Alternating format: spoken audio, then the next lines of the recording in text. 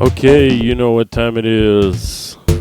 It's time for the Father Mood Show on YouTube and on Twitch, surprisingly enough. Back again, and this is now the third video I'm recording without the zoom pedal attached, and if you've watched this before, you know what that means. We are not doing dub this time. That's right, we are not. So, the inevitable question is, what the heck are we doing? Okay, time for a little Father Moo babble time while I set up the patch here. So I was at work listening to music, and I came up with an idea for some music I wanted to do. This was about 2 weeks ago. And what I did was I came up with, or my plan, it's too pretentious to say that I made a new genre of music. Genres are just mostly marketing techniques, and they're also a good shorthand for talking about music. When someone says, oh, I like this band, oh, really, what style of music do they play? Well, they play X. Okay, great, that's fine. That's a useful function, and of course, for marketing and branding, it's also a thing. But what I wanted to make was a kind of music based, I'm sort of imagining the kind of music that a person who lived in the Warhammer 40,000 universe might make if they were a human living on an imperial planet where the Imperium is in control and they're living in this sort of dystopian future government. So, actually, there is some documentation of music styles that exist in this IP or fictional world. And one of them was in a book I read called Eisenhorn, often considered not the best 40K book ever, but a great starting point if you've never read one before. So it's Eisenhorn, written by a guy named Dan Abnett, who's also the guy who wrote the comic book that the Guardians of the Galaxy movie was based on. And most people think he's the best 40K writer. And Eisenhorn is a great friggin' book. I've read it at least 3 times. But I'm a big book nerd. So in this book, as I was reminded by someone posting on Reddit, there is a genre of music called pound. And pound is what mutants listen to in nightclubs. And it gets its name from, I assume, the throbbing, deep kick drums and possibly bass that the mutants are listening to and dancing to. And mutants are, of course, outcasts in the Imperium, so this is like an underground genre in an underground nightclub. So, sitting there, as I do nowadays, I made up a whole fictional band. There is a unmutated human who's just a fan of the pound genre and makes the music. There's also a mutant who makes the music.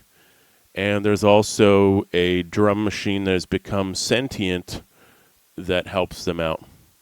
So I have different ways that I plan to represent the styles of music they make. And I already made a couple of videos on the Eurorack modular to, sort of express some of my ideas. So today I'm making one on the Nord Micro Modular. And that's what we're doing now. So this is a pound track. The closest reference point would be industrial music. It also borrows the kick drum style of gabber, if you know what that is. It's like a kind of Dutch techno from the 90s, which means the kick drums are very distorted and noisy. And it also has some elements from Atari Teenage Riot, which is what they call digital hardcore. I can't really imitate them quite as well today because digital hardcore has a lot of breakbeats. But Atari Teenage Riot has what I would call gabber-style kicks as well.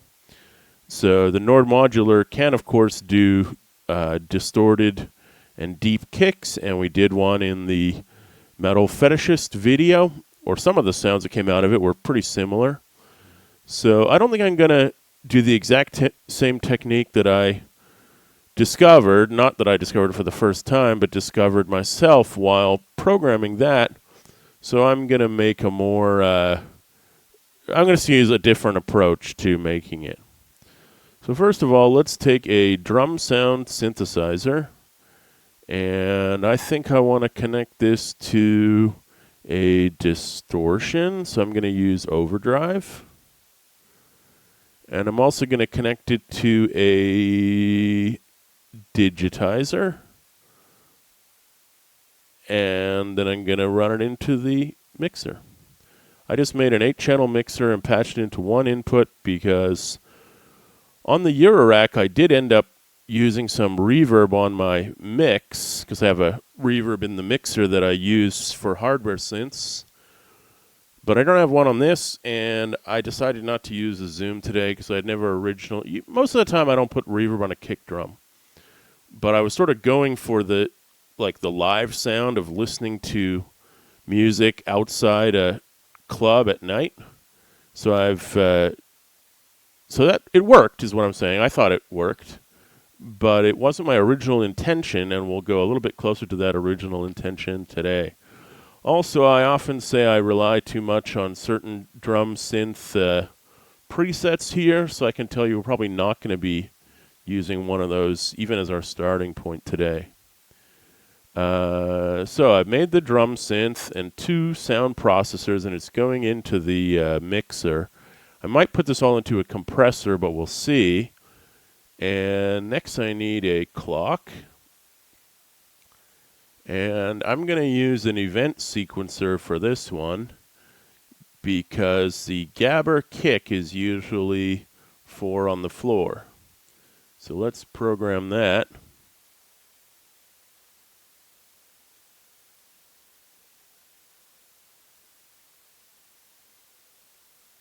There's a nice little boring 4 on the floor. Connect this to here. Okay, I can tell you this is going to be a noisy and kind of annoying sound. So if you don't like noisy sounds, this may not be the patch for you, but you might find something interesting in it. Who knows? So we're driving the tempo up to 140, which is usually considered a drum and bass tempo, but for gabber, it's pretty par for the course. We aren't too overly loud right now. Let me just check the levels here. No, we're good. So we haven't got either of these engaged. I set this to not have any effect right now. So we're just hearing kick 1. Let's scroll through some presets and see if we can find something. That's the one I use a lot in dubs, so I'm going to skip it. I use that one a heck of a lot too. That one's not bad.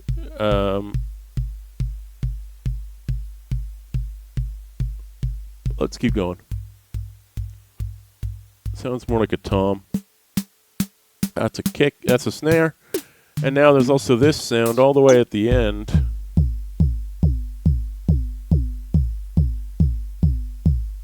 Is it just me, or does that sound different on some of the hits?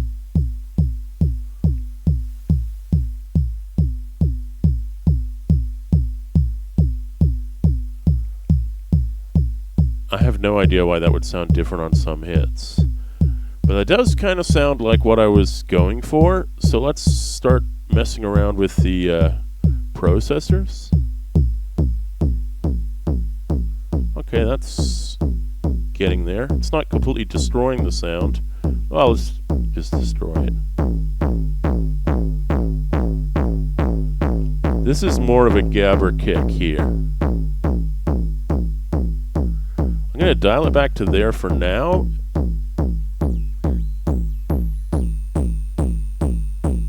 It's not really doing what I wanted.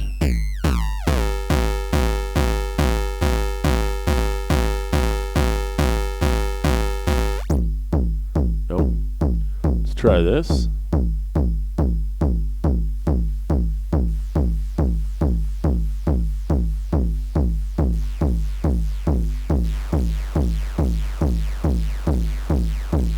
That's pretty cool, actually.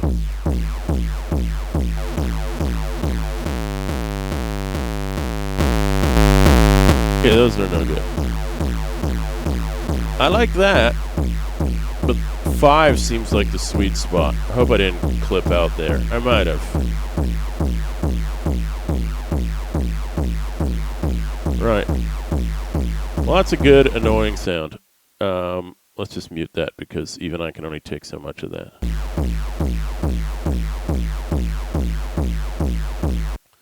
But that's not bad. Let's turn on this bad boy. Another drum osc. And I'm going to put some sort of minimal hi-hats on this. I don't really want a lot of hi-hat hits. I may end up digitizing one, but I think I'll just do it this way first. Connect the trigger input to here. And I'm just going to put it on this hit. Or how about... Okay, here we go.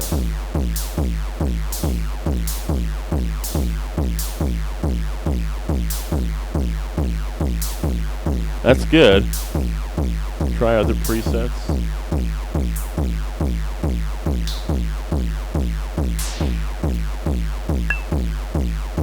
That's not it. First one is the best to my ear. And I'm going to try digitizing it now.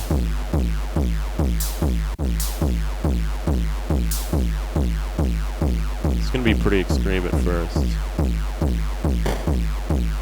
Yeah.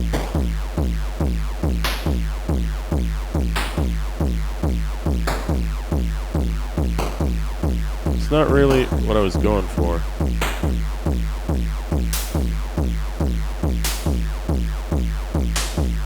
Not bad.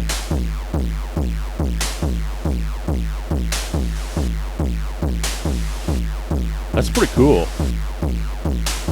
So what we're actually hearing, let's just listen to that. If we turn that off, that's what it sounds like without the digitizer on. It's actually making it longer. But I just like how it sounds, and I still have the attack of this hi-hat, which I think is good.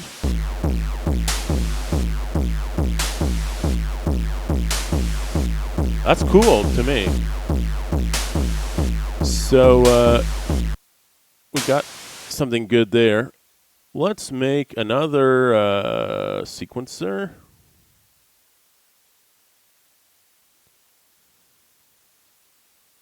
Same clock. We're probably going to need the reset hooked up here. And I'm going to make a note sequencer. I like B. And this one can be, let's go with this. Oh, wait, is this right? Nope. I've been using the slave osc so often. No letters, please. But to make the dub because the pitch doesn't change. But I do want this pitch to change. So I'm setting this to sawtooth. This is the cheapest master osc I can get. Turn the pitch all the way up and run this into it. I'm going to give him a filter. I think I want multi-mode filter. No, that is not it. Let's try the filter just called filter. That's actually not it either. I guess it's classic low pass again that I want. Because I know what I want to do here. Yeah. I want to set it to 18 dB. And I think we'll just keep things simple with a nice little AD envelope and plug him into the mixer and see what we get here. string up the audio chain. This is pretty normal stuff. And what I'm going for is kind of a 303 type sound. So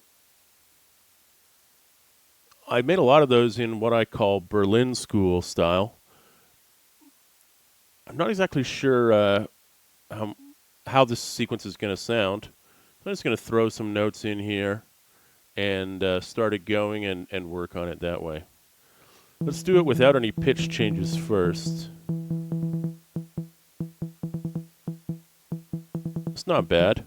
Let's give him he's still pretty quiet. Let's open this up. The reason I wanted an 18 dB filter, as I was trying to say, before I interrupted myself, is that the 303 was often thought to have an 18 dB filter for a very long time by synth nerds. And synth nerds went and made like clones of it or imitations. They were very popular before the current B word one came out. We don't say the B word on this show. I think by the time B words came out, we had established that it wasn't actually 18 dB as everyone thought it was 12. But I'm going to go with that anyway for the purposes of this video. I'm also turning on the distortion now. The overdrive. But even with a rather large overdrive, it's not changing that much, is it? Let's make a clocked random step generator. Hook him up to the same clock as the sequencer, which is not currently plugged into anything. That's very smart of me. I'm a genius. There's the reset as well. I think I'll just do this method. Okay, they're running in sequence now. I think by messing with the filter and the distortion with the same clocked random thingy, yeah, we'll get some of this. Turn up the resonance for real acidy type sound. Okay, good. Let's bring these guys back in.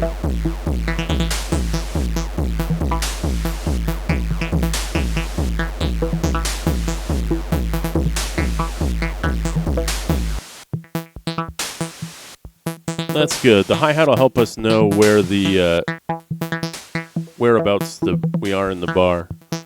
Let's get some notes in here. I'm going to keep it in a minor key.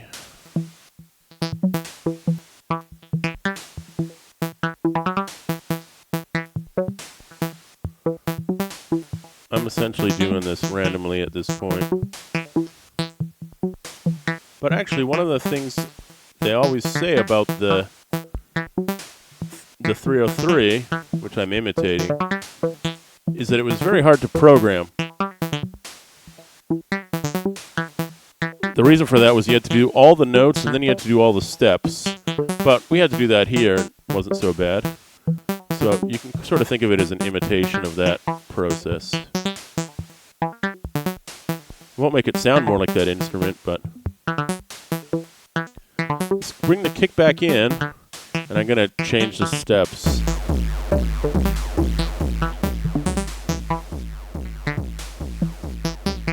I think I want to go down another octave.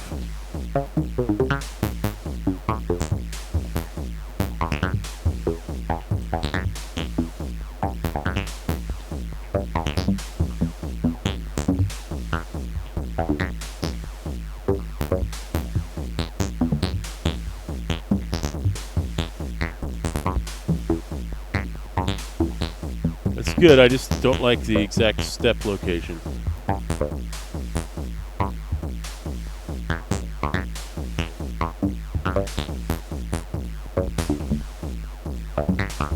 I think I want some lower octaves in here, so I'm going to do that.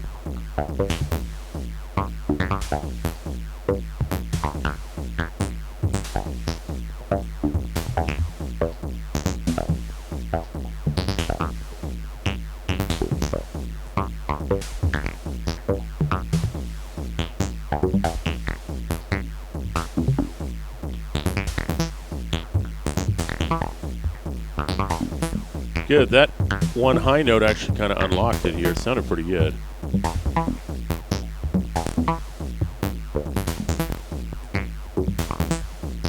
Let's make this more extreme. I've said this before, but when you have a very drastic modulation of the filter, it essentially makes some notes disappear because it's like turning the filter all the way down, which, as you can see, doesn't really allow a lot of the notes to get through. So I don't want it to be down all the time, but if it's down some of the time, it'll essentially like remove them from the sequence. Let's try opening this up a bit.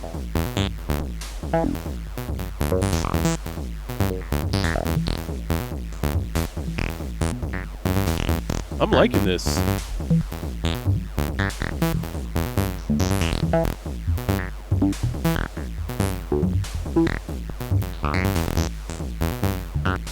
One thing I'm not really feeling is the distortion on the synth. I've got it cranked, but it's not really affecting things enough. So let's turn the modulation down, or up.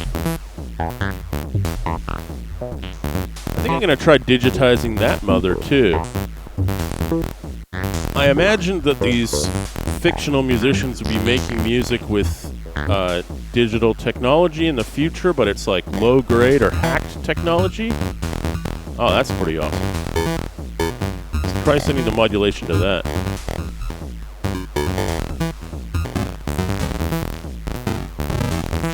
Wow, that's really messing it up. It's probably too much of this. I think that sounds awesome.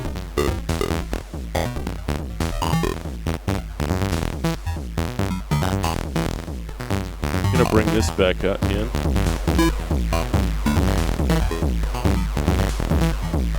This guy's almost disappeared. Might have done too much on the kick.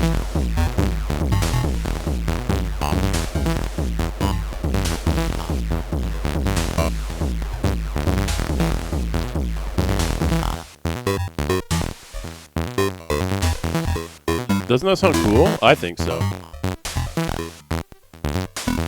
I'm certainly guilty of using the digitizer too much.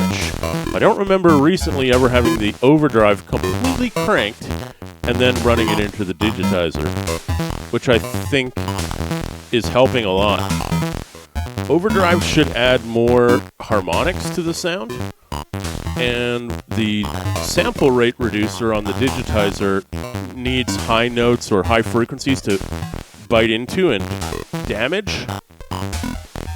And I certainly think we've gone away from any kind of typical gabber sound here because their synths don't sound like that. I think I'm hearing one more sound which might be like almost like a single note pad. So let's try to build that.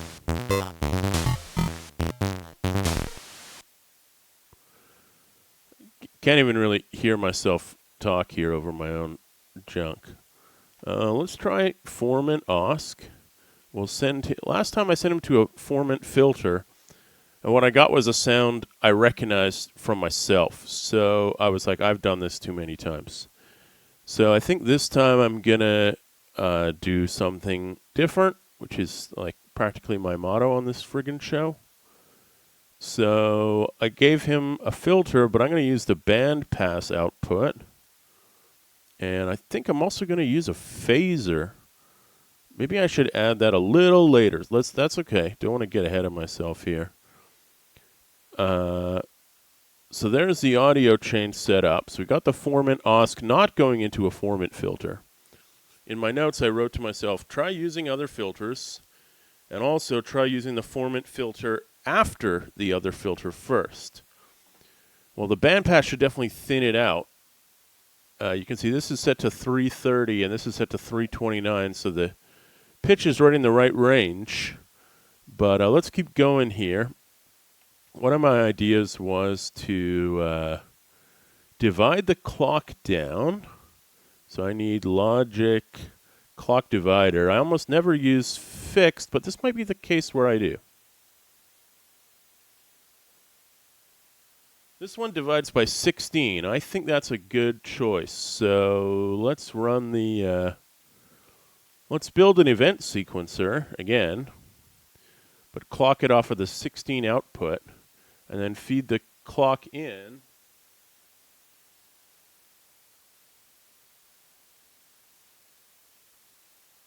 You can see this sequencer is now going extremely slowly.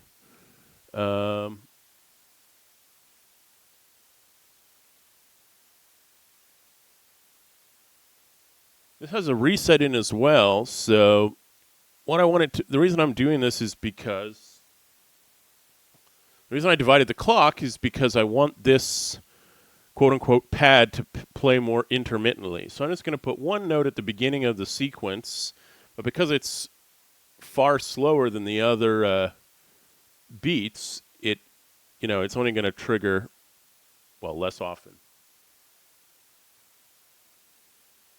I'm going to use the trick I learned from myself in a previous one and take the clocked random step generator and use this sequencer as the clock. Before I was using the pattern gen as the clock. I don't know if this is too, if the clock is too slow, it may not be recognized as a clock, but we'll find out soon enough.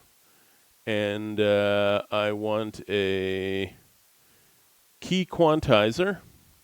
And we have the problem again of this digit disappearing. So let's take it down to 0. I know this is boring. I got to count up again.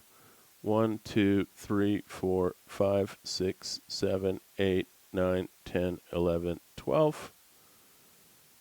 I'm so friggin' old that I can barely see the numbers on this graph without like leaning in, but whatever. So we send the output here to that, and the input comes from there. And this one's playing in E, so I'm going to keep it in E minor and use some minor notes here. So I guess this is pentatonic minor. Turn the continuous on, and it's stuck in 1 octave range. So, yeah, it should be playing one of those 5 notes, which is like in the key that the other sequencer is in. And this is triggering him. Sounds a bit weird right now. Let's send that same clocked LFO out, which does seem to be working, into timbre on this weird oscillator. So it'll change his sound up a bit. And I think we're going to use this one using the normal clock for the filter input.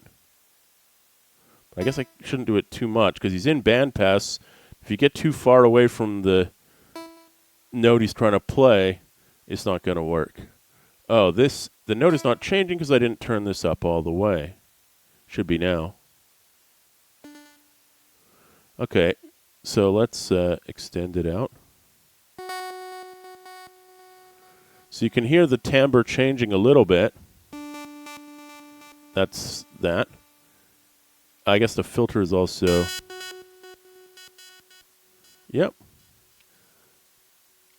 It's a bit thin, but if I don't like it, I'm going to change this oscillator. Let's bring some of the other guys back in.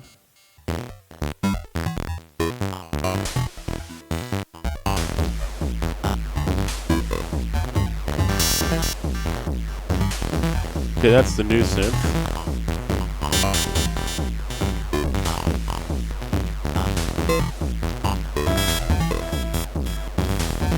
Okay, I like how infrequently he's playing. And the sequence thing seems to be working because he changed notes.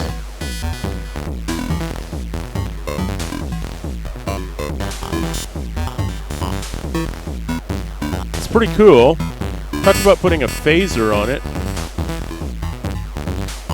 I'm thinking of also digitizing it. We'll find out if I actually do that in a second.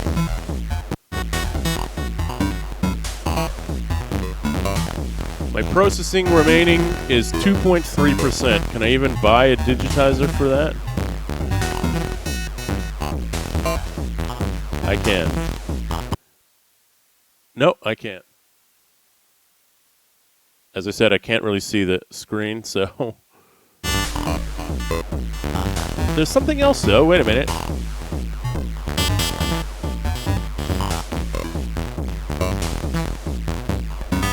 this. This I can buy. It's called the Quantizer.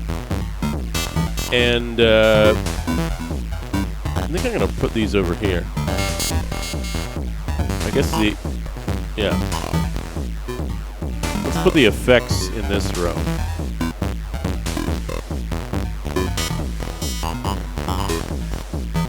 So since I couldn't buy the digitizer, which looks like this, which looks like this one, I bought a quantizer which does half of the functionality. It only does this, sample rate reduction. But it'll get me that computery sound I'm going for. So let's remove this patch from here. Plug it into there. Still set to off.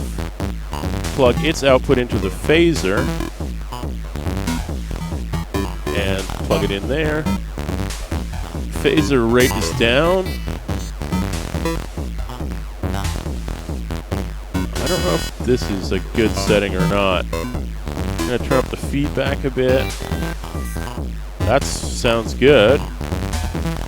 I'm going to do an old trick here. It's still thin, but kind of in a good way. So I want 2 random generators. I feel like I'm oh, I can't have any more random generators, can I? What a shame. Okay, I can solve that problem.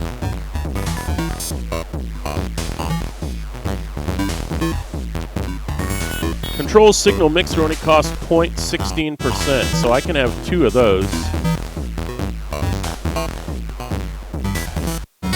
This is my option when I have almost no processing power left and I want to make a new LFO. So what I'm going to do is take our 2 existing LFOs, mix them together into one, send the same signal to the second one, but in the second one of them is going to be inverted.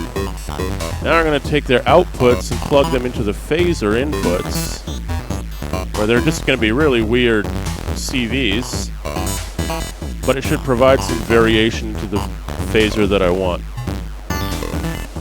I can hear them working, so that's good. I can hear the phaser moving, kind of. That's cool. So now I'm going to actually turn this on and reduce some bits.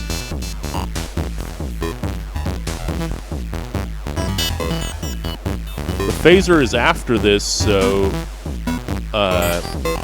it's processing the reduced bitrate music.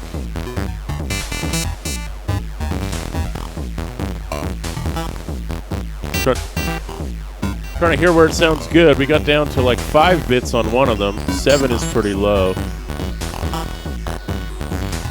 You can see that again, the effect this really has is to lengthen the overall sound. I think it sounds kind of cool now, but I'm going to take the decay down a bit anyway. Now it kind of like cuts off rather than fading out, which I think is kind of neat for this type of music.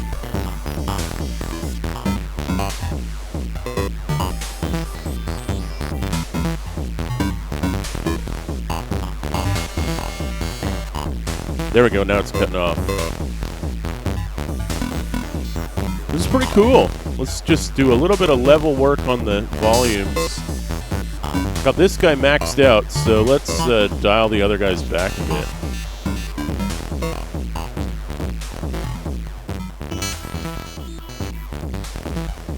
It's got to be pound, so this has to be loud. For pound, I had always intended to have a lot of variation in the kick drums, whereas this is kind of repetitive. I don't think I'm going to do all the knob programming today, but you could probably, modulate some of these settings with these knobs here.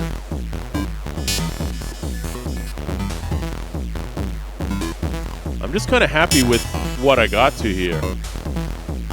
And a lot of pound is going to be like sampled and then loaded into the computer to make the final product. So having something a bit more predictable is more likely for me to find a usable sample.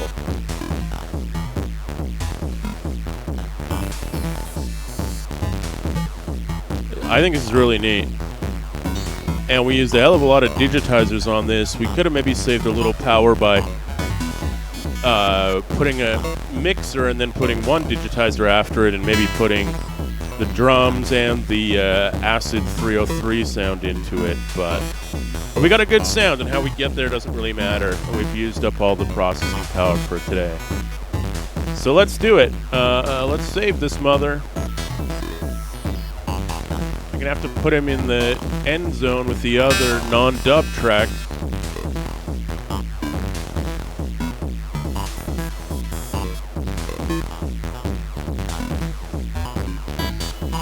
So I named him Pound with an exclamation mark, all caps. And I named him Pound 01 because he's the first one. The first one on this instrument. So let's save it in the synth.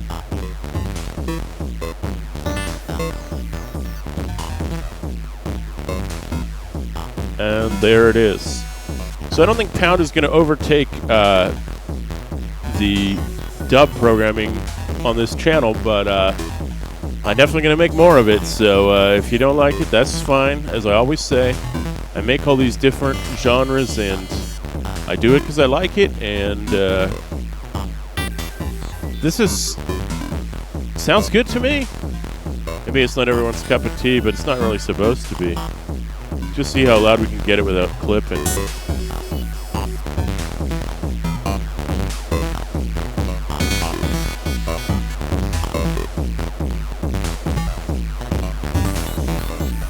That's the sound, baby. The sound of Pound. So I hope you've enjoyed this broadcast for 40,000 years in the future. I will be back again. As you're listening to this, I'm almost certainly in Thailand by the pool. Looking cool.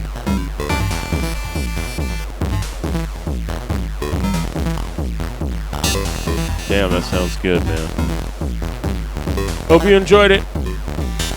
Father Moo out.